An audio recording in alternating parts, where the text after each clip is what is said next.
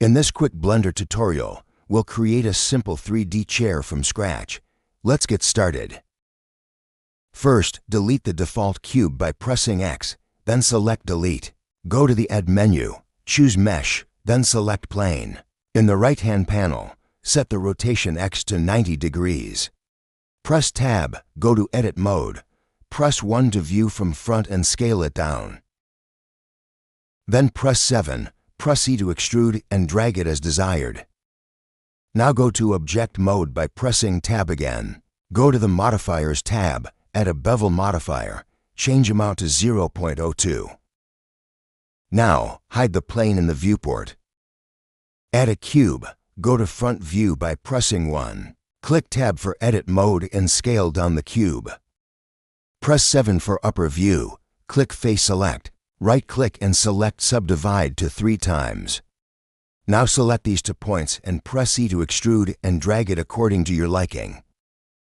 Now unhide plane and position it in place. Add an array modifier to the plane. Set factor X value to 0, Y value to 1.2 and count to 4. Apply the modifier. Then go to Edit Mode by pressing Tab and press Command +7 for bottom view.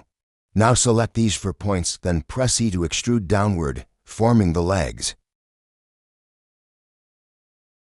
Select Edge Mode from Options and choose the 2 side edges and move them slightly to refine the shape.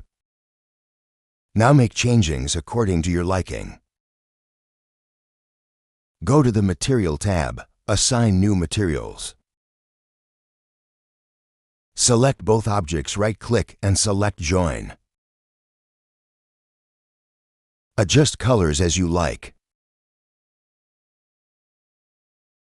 That's it. You've modeled your first 3D chair. If you found this useful, don't forget to like, subscribe, and hit the bell for more Blender tips in under 5 minutes.